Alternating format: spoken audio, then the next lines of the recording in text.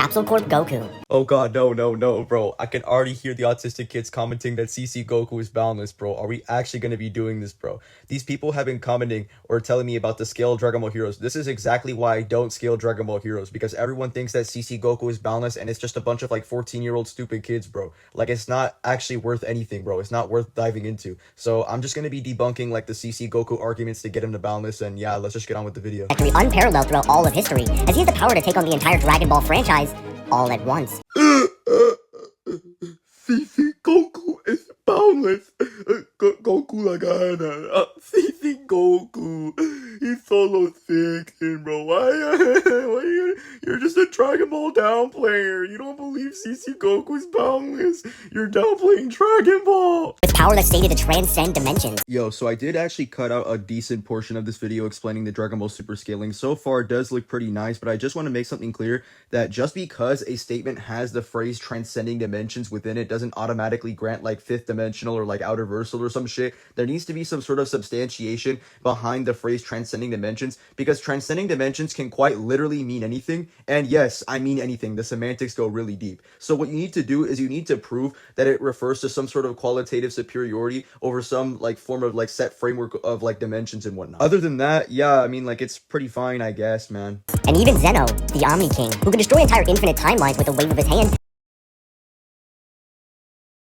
And Super Shenron, who can reverse the actions done by the Omni King and has even eaten a world of void that was stated to have no concept of space and time, and has no limit to the wish he can grant, except for one unattainable desire. Shenron, hear my wish. I wish to defeat Capsule Corp Goku. But that would actually kill CC Goku, though. Race entire timeline, Chrono is actually able to merge multiple of these timelines together casually, and hold up all of creation with her pure strength alone. Hey man, so you casually just didn't prove that the collapsing world was in reference to all of creation. Bro, what the fuck are we doing? As she's completely unbounded by time as she controls all of it. To all the Dragon Ball Heroes fans, I want to make this question like very clear. Under what framework does the Supreme Kai of Time control time? Because if it's talking about in an ontological sense, why the fuck would she need to send a time patrol to solve problems that she could solve if she supposedly ontologically can control all of time? It's more likely such like an influence over time by sending time patrollers as opposed to literally ontologically controlling time itself. For example, a mayor can control the entire city in reference to judgment or influence as opposed to literally fucking moving buildings and controlling the construction or structure of the entire city. When they say that the Supreme Kai of Time controls time, it's just in context talking about the fact that she's an influential being within Content City, which is the very HQ where they send time patrollers to prevent the change or risk of history being changed as a whole. Possibilities, as these timelines contain the afterlife within each and every macrocosm that's stated to transcend the concept of space and time. Why are we using Koyama to justify Dragon Ball being outer versal? This is incredibly shitty rhetoric. When Koyama talks about the ghost world or hell, it's not talking about in context of Dragon Ball. He's referring to his own religion or discussing about religion. He's not talking about Dragon Ball. You guys slobber on CC Goku's dick so much, you actually want to conflate an old man statement about religion and try to connect it to Dragon Ball. You're never proving this applies to Dragon Ball. You're never proving the statement is in context of Dragon Ball either. You're just never proving that. Now look, I'm not against Dragon Ball being outer, but you guys are quite literally misinterpreting an old man to scale Goku.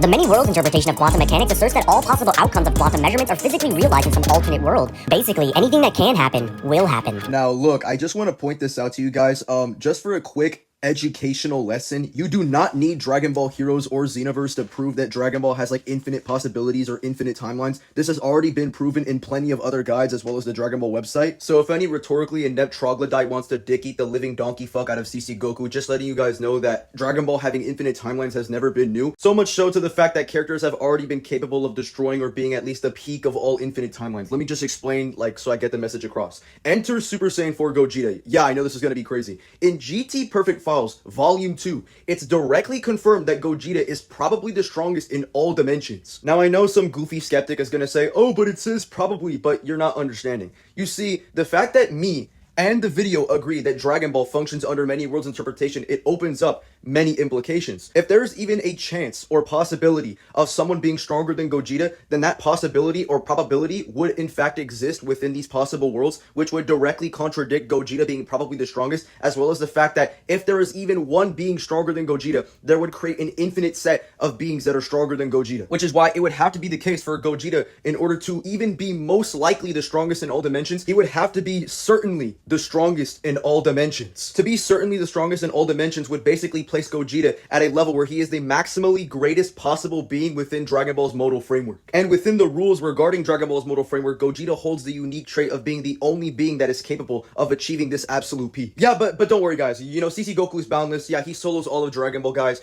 Yeah, he would beat Super Shenron. Yep, totally, guys. Yep. Oh, and I definitely don't want to hear no bum-ass nigga try to say that Heroes is canon to Super or some shit. Don't worry, I've already seen these trash-ass arguments. Let me just quickly debunk it. The first argument is that Heroes is stated to be connected to like the dimension of the Dragon Ball Super anime or some dumb shit, but let me just quickly debunk this. Within the very Dragon Ball Super manga, it is confirmed by Piccolo that Goku has now mastered the ability to use Ultra Instinct at will. But prior, within Heroes, Goku has been able to use Ultra Instinct at will against Eos, Zeno Goku, and a couple of other people as well. Now, someone could try to argue, oh, Zeta, you're using Nirvana fallacy. Just because two stories have inconsistencies doesn't mean they're not connected. Okay, but you're not addressing the main issue. The main issue is that this is a direct narrative reflection of what the intent of the story is supposed to be. The intention of making the statement, the very reason this statement is even written in the first place, is to highlight the fact that Goku can now use Ultra Instinct at will, implying that he did not have the ability to do so prior. And this is further backed up because Goku trains with Mirrors to do this. Goku trains with Mirrors to achieve Ultra Instinct at will. The very narrative intent for the moral arc under this specific sub-arc of the series is to show that Goku is developing and finally mastered the ability to use Ultra Instinct at will. So him having the ability to use it prior within Heroes would just be narratively redundant and would overall be narratively insignificant. And by the way, my interpretation would hold more credence because the main source that these super dick eaters want to get this argument from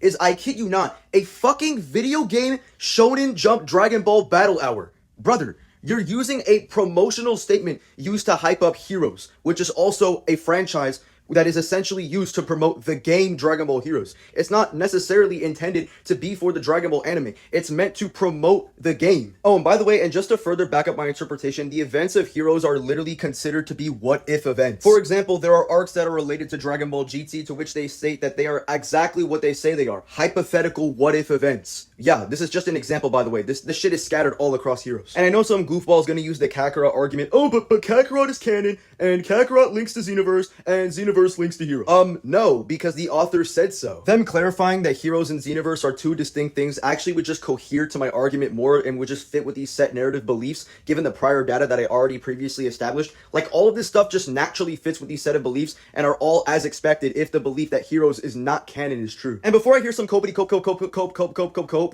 no, Heroes is not part of the Dragon Ball multiverse. It's not part of the Dragon Ball timelines at all, because Xenoverse already does that. So if Xenoverse and Heroes are two distinct worlds, there's no way they can coexist, because that would mean that there's two continuities. That would mean that there are like just many duplicates. Like, I hope you know where this is going. So no, I don't want to hear some bullshit like, oh, Dragon Ball Heroes is in the world of GT and Super, so it must outscale GT and Super. Like, bro, no. Super Shenron one-taps your whole verse. A bird of necessary existence for all of history, the controller of fate itself and exists beyond infinite dimensions. Bro, the scan you showed doesn't even say that Toki Toki is a necessary existence. What the fuck are you talking about? Their game is fiction. These aren't necessarily just higher geometrical dimensions in the real world, such as the distinction between the third and fourth dimension. Instead, they represent a conceptual reality difference. Even an infinite dimensional being within the Dragon Ball Heroes game or Xenoverse would literally be viewed as fiction to the real world, making the real world in Dragon Ball Heroes a boundless realm. Holy shit, this doesn't follow. As Demigod was going to destroy all of this until he was put down by Zeno Goku in base. With CC Goku now being stronger than Celius, who can reset all of these worlds, and even Meki Kabura, who can destroy it, as he can swallow all of the infinite timelines into his body and regenerate endlessly. Why are you using scans from 3 different continuities to scale CC Goku? You're using the arcade game, the anime, and the manga of Dragon Ball Heroes. Bro, pick a fucking struggle. Like, nobody is scaling Comp Goku right now. It's CC Goku. Please actually scale CC Goku appropriately, bro. You're trying to merge 3 different continuities and expect us to accept all of that scaling at once. With CC Goku combining his power with the universe tree, CC Goku transforms into his most powerful state that can make all of creation tremble. Beginning, as Zeno Goku powers up the Limit Breaker 4, that was previously able to defeat Black Janemba, who was stated to be the literal embodiment of the concept of evil itself and a necessary existence for the entire multiverse. CC Goku would be a boundless to infinite boundless threat that can obliterate all of reality by wishing it to be so. Yeah, so in conclusion, Super Shenron solos all the heroes.